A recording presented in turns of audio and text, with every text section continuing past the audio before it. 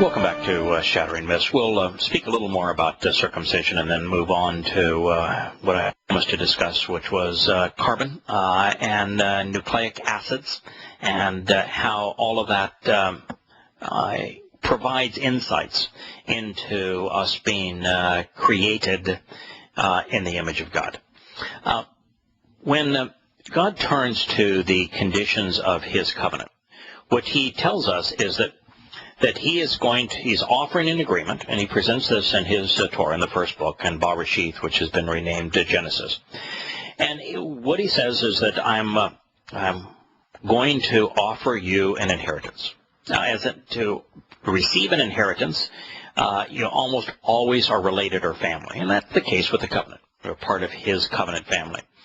And he says, if you want to receive this inheritance, if you want to be part of the covenant family, then there are some conditions. And he lays out 5 conditions, which we find that Abraham accepted, and therefore Abraham received the benefits. And God says there's 5 benefits to the covenant. Now, God makes it absolutely clear that he is not bribing us. You know, if you're in it for the money, don't play. If you're in it for the power, don't play.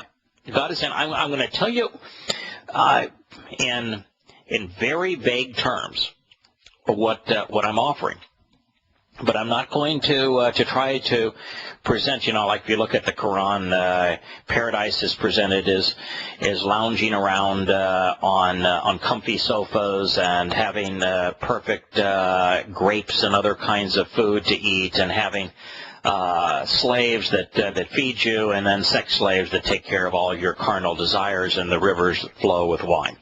It's presented as a really upscale brothel. God doesn't provide any of that kind of information.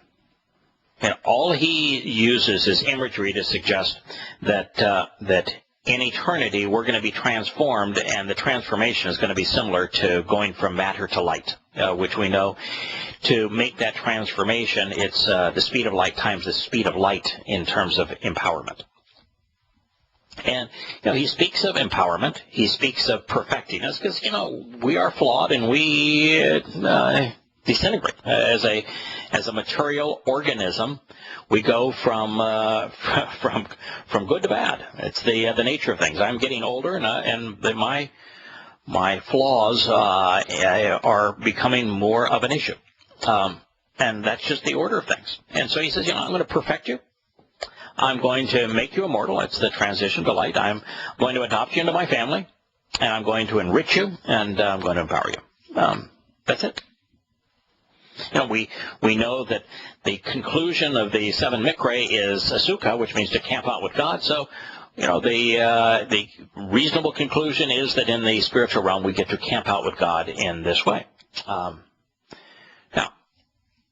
that being the case, he's not bribing us. He's just saying there are some conditions for his home and for this eternal existence to be enjoyable for him and for us. Then what we can't replicate is what we have here on earth, where we're filled with lies and myths and all sorts of merciless treatment of one another. And so he says, the impetus for all that merciless treatment and for the hell that man has perpetrated on fellow man on earth is religion and politics and militarism. None of that.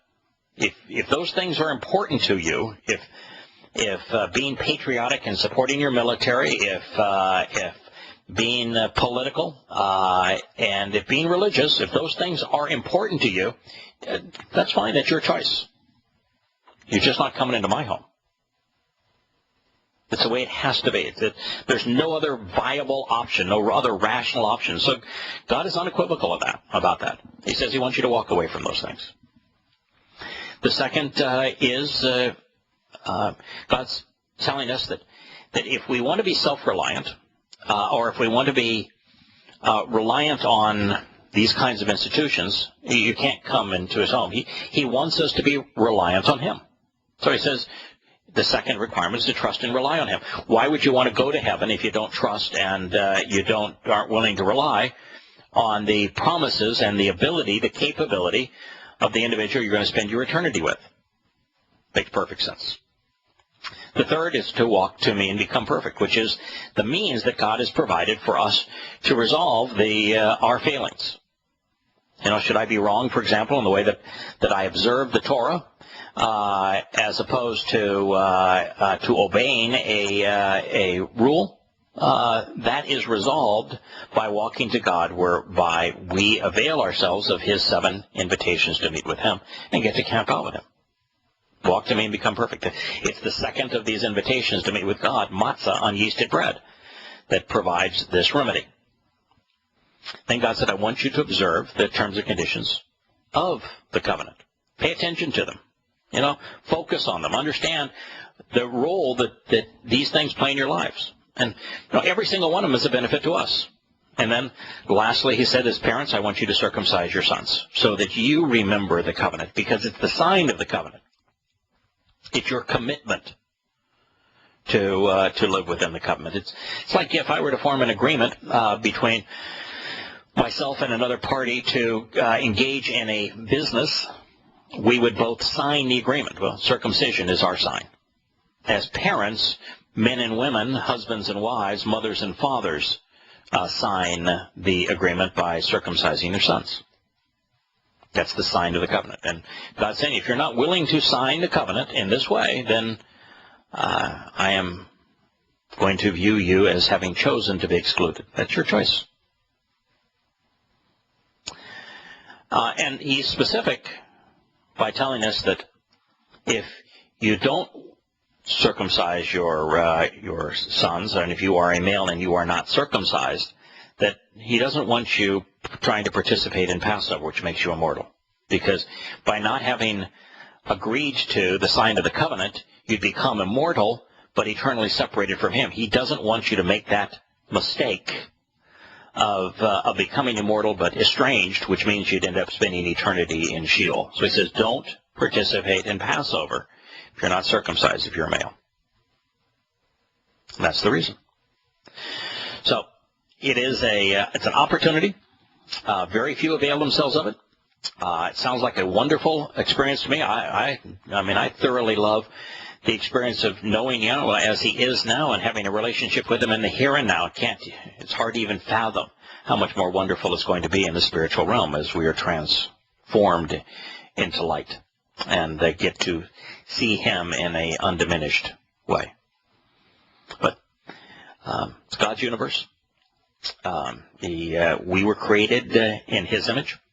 He is allowing us to transcend our mortal lives here, our experience here, to take it from mortal to immortal. And he has these 5 conditions that we must embrace if we wish to go beyond this earthly life that he has given us. All right, those things said, I want to talk a little bit about carbon. We are a carbon-based life form. Scientists almost universally agree that there is no possibility for life to exist that isn't carbon-based, that all life will be carbon-based. For example, they're looking for was it possible that Mars could have provided a sanctuary for life? Could life have thrived on Mars? And they always tell you that, water is the necessary thing. If there's liquid water, then life is possible. And so, in Mars, it looks like there was liquid water. There's only a couple of problems. We can't find carbon, and we can't find nitrogen. And without carbon, without nitrogen, life's not possible. Carbon has before I tell you what the number of carbon is, let me tell you that the single most important formula to understanding who God is, what he is offering, if you want to know about his plan, if you want to understand the timing of his plan, if you want to know what he is trying to achieve, there is nothing more important than understanding why he created the universe in 6 24-hour days, and that's about 14 billion years using our time clock looking back. 6 24-hour days is exactly equivalent to 14 billion years, depending on where the witness is relative to creation, whether you're actually at creation or you're looking back at creation through the lens of a camera here on Earth. They're an equivalent period of time, but 6 days to create the Earth, 7th day rested. There are 6 steps to Yahowah. The 7th, we end up in his presence. Everything associated with Yahowah is based upon 6 plus 1 equals 7. Everything. The Shabbat that God encourages us to observe. 6 days we work, doing anything we want to do. The 7th day we rest and reflect on our relationship with him. Everything is based on 6 plus 1 equals 7. The 6 represents man. Man was conceived on the 6th day. Carbon has the atomic number of 6. God, who is one, tells us that his goal is to be unified with man, to be together with man. So 6 plus 1, man plus God, equals Yahowah's idea of the ideal result of us being together, equaling 7. 6 plus 1 equals 7. Everything is based on that formula. The second most important element in our bodies is hydrogen. The atomic number of hydrogen is 1. The third is nitrogen. The atomic number of nitrogen is the answer, 7. 6, the number of carbon, plus 1, the atomic number of hydrogen, equals the desired result, the number for nitrogen. Now, the 4th most prevalent element in our body is oxygen. Its atomic number is 8. When man is in a relationship with God under this plan of 6 plus 1 equals 7, we get the benefit of 8, which Yahowah specifically tells us represents eternity. That's why there are 8 days associated with Sukkah. The 7th day plus 1 more, the 8th day, to emphasize that we'll be camping out with God for all time. The acronym in science is CHNOPS: carbon, hydrogen, nitrogen, oxygen, and then there's 2 more elements that when added to the mix, so 6 elements that represent 99% of what we are comprised of. They are phosphorus and sodium. And you add to these 6, 1 more, the 7th, calcium, our bones, our backbone, that what enables us to stand upright. With God, you have 99%.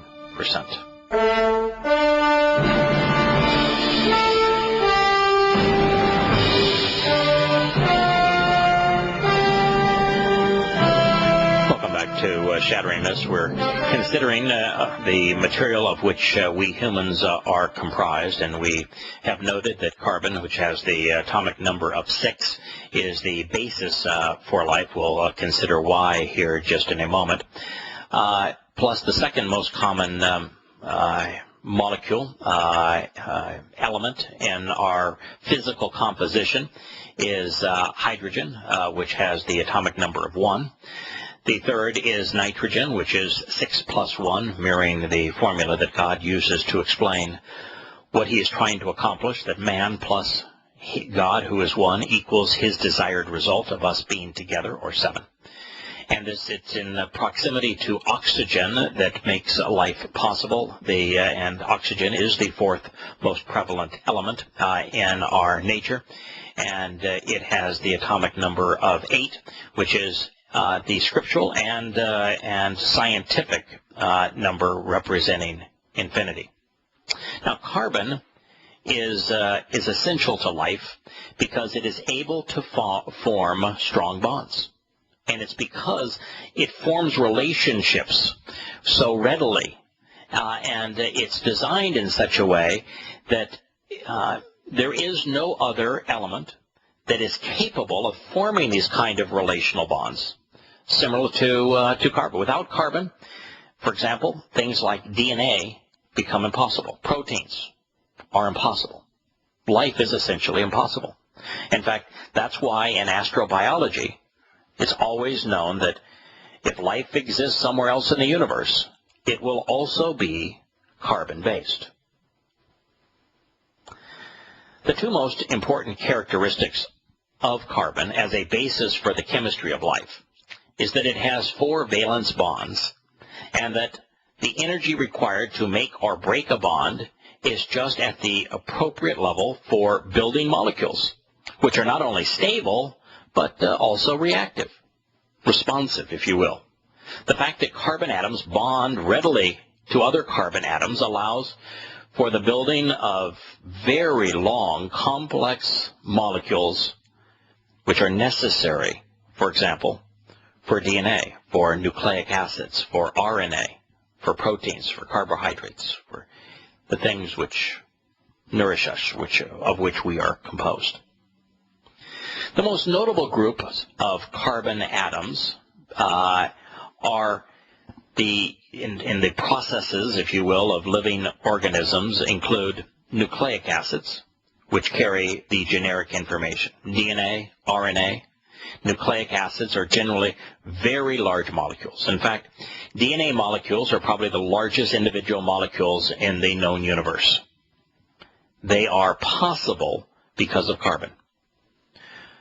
Biologically, nucleic acid molecules can range from 21 nucleotides, small interfering RNA, to large chromosomes, where a human chromosome is a single molecule that contains 247 million base pairs. 247 million base pairs to form a single molecule as part of the human chromosome carrying the DNA information, all tied, all laced together because of the bonding capabilities of carbon.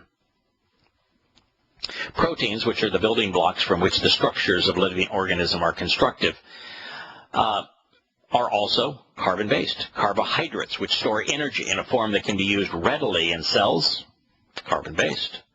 Lipids, which also store energy but are in a more concentrated form, which provide energy for long, extended periods of time, are carbon-based. 97 to 98% of the human body is comprised of 6 elements: carbon, hydrogen, nitrogen, oxygen, phosphorus, and sulfur, with the 7th, calcium, elevating the total to over 99% by mass. Of the 118 elements on the periodic table, carbon is the best at bonding. Carbon loves to form bonds. What does Yahowah want to do? What's the purpose of the covenant? To find a bond with us. And carbon bonding is the best expression of free will among the elements, because while it will play favorites, it will bond with most every other element. It is not only the backbone of DNA. Without carbon, DNA strands could not be formed, which is the language of life. Moreover, carbon bonding is steadfast. Once bonds are formed, they tend to remain tethered, just as is the case with the covenant. We're going to speak about DNA and RNA and amino acids and the role they play as the result of what carbon bonding does for life, when Shattering Myths continues after the commercial break. We'll be back in a moment.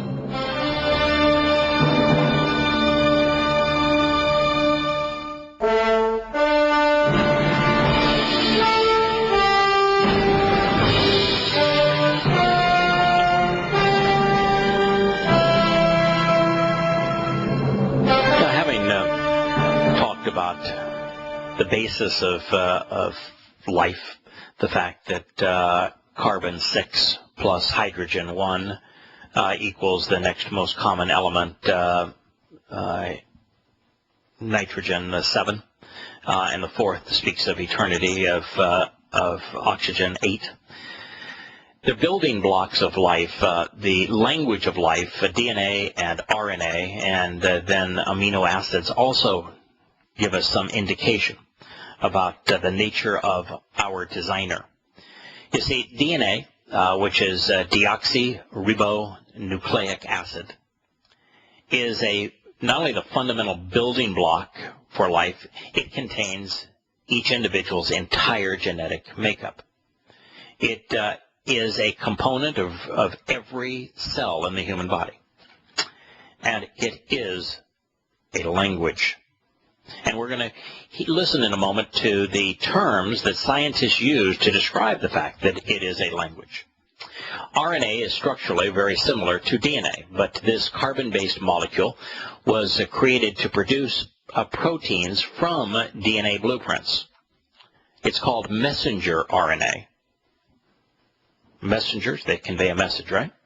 Is ribonucleic acid, and it carries the generic information for protein synthesis in the cells in a process that's called translation.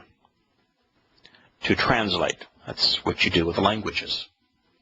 Amino acids then serve as the building blocks of all proteins and as intermediaries in metabolism. They're what fire our engines. They which make us go. Of these, there are 22. In God's language, in the language of the Torah, prophets, and Psalms, how many letters do you suppose there are in that alphabet? If you guessed 22, that was the right answer. Now we have clarified the basic definitions of these three central ingredients. Let's review the big picture. DNA holds all genetic information. It is a source of information, just as is the Torah. It is transcribed to form RNA, which becomes the building block for protein synthesis. So now we have DNA being transcribed to form messenger RNA. Then it performs a translation to make amino acids. Transcribing is what you do when you take for example, a verbal communication. God called the universe into existence, and you transcribe it to make it written. For example, God's written presentation of his creation of the universe, which is the Torah. That's transcription. All of the prophetic statements in the Torah and prophets are transcribed. God said this, and those whose names are associated with those predictions transcribed them, wrote them down. Translation is what you do when you're translating from one language to another, or you're trying to have everyone who's involved understand what you're saying. You translate it. So DNA is transcribed to form messenger RNA. Messenger RNA is then translated to form the 22 amino acids. Just happen to be 22 letters in the Hebrew alphabet. This is the blueprint, the language of life, just as carbon 6 plus hydrogen 1 with nitrogen 7 combined with oxygen 8 to form the building blocks of all life. Now, there's also a bigger picture out there. I've shared this before. I can't prove this. It just seems so eminently logical that I'm fairly convinced this is the way the universe actually is. Cosmologically, there is time, which is the first dimension. In fact, one of the things that we know about the Big Bang, which is God's term, he used the term Big Bang. It wasn't a scientific term to oppose God. It's a term that God himself coined. That before the Big Bang, time did not exist. So the first dimension is time. Until light coalesces to form matter, there is no concept of time. Time simply exists prior to that point. There is no measurement of it. It does not flow. So the first dimension is time. It was the one conceived on the first day. It's the one that is moderated by the concept of light. It's the one that makes the other three standard dimensions that we are most familiar with possible. But to these four dimensions, to explain the universe as we know it, we must add three more for a total of 7. They include accounting for dark matter, which is physical coalesced energy into matter that has an attractive nature. It is, therefore, in its attraction, it would be equivalent to relationships. Then there is dark energy. Collectively, by the way, dark energy and dark matter represent 94% of the universe as we know it. Dark energy is repulsive in its nature, which means that it would be the underpinning of the concept of free will or choice. And then the communication medium that facilitates the translation between energy and matter, I think, is the seventh. You see, all matter is organized energy. And there's a communication medium that coalesces energy into matter. It's words. We are invitations. The very thing that God talked about in talking the universe into existence. He spoke it into existence. So whether it's on the internal scale of the elements that upon which we are comprised, whether it's the language and the alphabet which was authored to make life possible, or whether it's the universe itself based upon what we know of it in the four dimensions plus these three things that we know exist, and we know that they're profound, and we know that they represent the majority of what's there, but have been unable to define. All points to the same individual, the same plan, the same timeline. In our previous sessions, we were considering Yahowah's last statement to Abraham. It's not his last in the sense that he had many other things to say to Abraham, but the last chronologically in our review of this material. And it was, after Abraham came to know precisely what God was offering through this inheritance, by God taking him to his home, by God equating the inheritance to light with the light of the stars. And Abraham coming back to say, I totally trust and rely exclusively on you, Yahowah. And Yahowah saying, on that basis alone, he was going to consider Abraham vindicated, upright, perfect. And then Abraham said, okay, I'd like just some reassurance here. Can you tell me the process that you're going to use to affirm that I received this marvelous inheritance? And Yahowah demonstrated the mikre, these invitations to meet with him, these festival feasts that we celebrate 7 times a year. And then he equated this festival, this feast that he was throwing on behalf of himself and Abraham, with the Exodus, with the process that he used to free his children from the crucible of human, religious, political, military, and economic oppression in Egypt, which is the basis of the first 4 mikre. It's the basis of the first 4 of 7, not all 7, because it's the first 4 that enable the benefits of the covenant. Pesach, which began the Exodus, is about becoming immortal, having your life spared.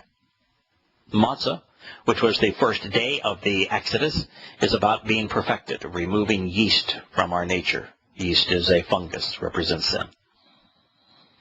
The 3rd day, we become God's children. We're adopted into his eternal family, and therefore represent the covenant. We are the covenant. And the 4th occurred 7 sevens later. It's the celebration of the promise of the Shabbat, when Yahowah gave to Moshe this very Torah that we are reading and considering. Collectively, Shavuah added to the first 3, where we are perfected, we are become immortal, we are adopted. At Shavuah, we are enriched with Yah's teaching, we are empowered by his Spirit. They are the 5 benefits of the covenant. So on this day, Yahowah cut, karat, the familial covenant relationship, the bereth, with Abraham. And here it's still Abram. He will become Abraham later. Abram means father who uplifts. To promise to your offspring, I give therewith this land, this realm. Now, he had just taken him to heaven, had he not? And so, if you're thinking about this realm being strictly the land of Yisrael, well, that's a reasonable conclusion.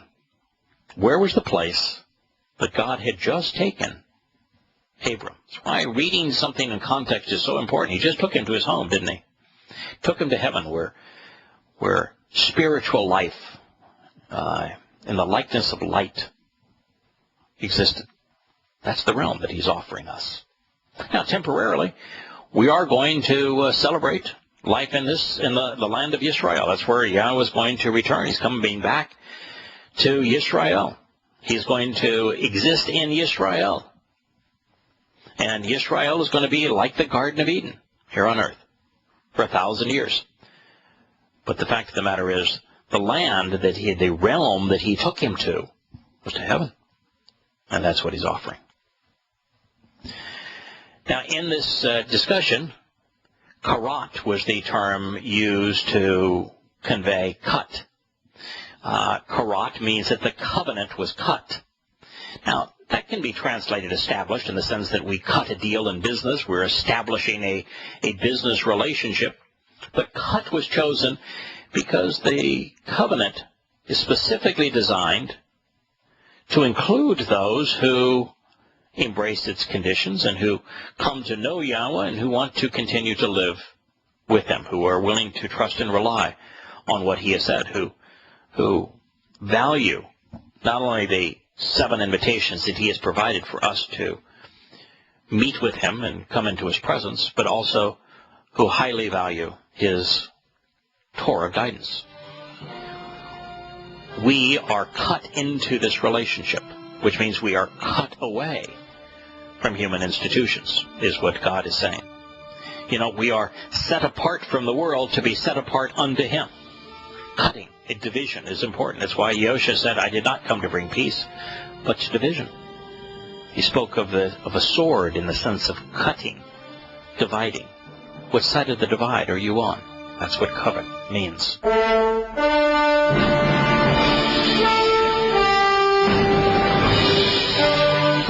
Welcome back to the final segment of Shattering Myths for today. The means that Yahweh provides for us to inherit this realm, which is the realm that Abraham was given the opportunity to view, God's home in heaven, follows 6 steps which lead to the 7th as the result. It follows the exact same plan that carbon plus hydrogen equate to, with nitrogen being the 3rd most prevalent element of our makeup. 6 plus 1 equals 7, so that we might 8 oxygen exist forever. Along these lines, the first step is the doorway. It's the doorway to God's home. It's the doorway through which Yahweh took Abraham. Abraham actually did a dress rehearsal for Pesach when he took his son Yishak there as the sacrifice to open that doorway. And then God said, don't sacrifice your son. Your son is going to live because I'm going to personally make the sacrifice. And God himself, through Yahusha, became the sacrificial lamb of Passover. He was remedying the consequence of our sin, our separation, our rebellion, which is death. Not the penalty, just the consequence. And that's the purpose of the sacrificial lamb. And so Pesach opens the doorway from mortality to immortality. To be with God is to be like light. You become immortal. It is the threshold that opens that door. Then the threshold that one must cross to go from our imperfect world to the perfect world, think of it as a welcome mat. You know, what do you do on a welcome mat? You wipe your feet off. You get the dirt and the gunk off of your shoes before you walk inside so you don't track it in the house. Matzah is exactly that concept. Matzah is where our souls are scrubbed of the fungus of sin. Yeast is a fungus. And the fungus of sin is removed for us when we observe matzah. The third step along the way is bokurim. The word is from bakar, which means firstborn child. The ym ending means plural, so it's firstborn children. It's children adopted into the first family, the covenant family. Then, for the covenant's children, we recognize that the promise of 7, of the Shabbat, of 6 plus 1 equals 7, which is the whole presentation of Shabbat, that the promise of 7, Shabbat and Shabbat, both mean promise, and they speak of the number 7. That the promise of 7, of the Shabbat, is that we are enriched with God's teaching, which is what the Torah means, is teaching, and we are empowered by His Spirit, becoming like light. Those are the first 4 steps that have been fulfilled by Yahweh, because they are the benefits of the covenant. But there are 3 more. These 3 have not yet been fulfilled. The first of them is Teruah, which is often called trumpets. It's where the beneficiaries of the first 4 mikre, or invitations to meet with God, are encouraged to herald an announcement, to convey the message, to tell all who are interested in listening that there is a path to God, there's a plan, there's a formula, and that formula, that plan, has us walking away from religion and politics and to God along this specific path, which begins with the doorway called Passover. So, on the 5th of the 7, we're just called to be heralds, to share this message that we're sharing today. The fulfillment of Teruah is going to occur in the next 13 to 14 years, where Yahweh's covenant children will be removed from this planet prior to us going through a horrible period known as the tribulation. That is the timing that is going to occur. Next, we move on to Yom Kippurim, the Day of Reconciliations. The Day of Reconciliations, Yom Kippurim, is the day that Yahweh is going to return. And on that day, the purpose of that day is to reconcile his relationship with his chosen people, with Yisrael. He's also going to bring together Yisrael and Yehudah. You see, Yisrael represents the tribes other than Yehudah. Yehudah which means related to Yah, broke away from the others. Actually, the others broke away from Yehudah over a dispute as to who would be king. And in that dispute, Yisrael was destroyed by the Assyrians in the 7th to 8th century BCE. And then in the 6th century BCE, Yehudah, separate from Yisrael, was destroyed by the Babylonians. Well, God is saying that they may have been destroyed as a nation, but I'm going to bring them all back together. I'm going to reconcile them together and reconcile their relationship with me so that we on the 7th day can all camp out together, which is what Sukkah represents.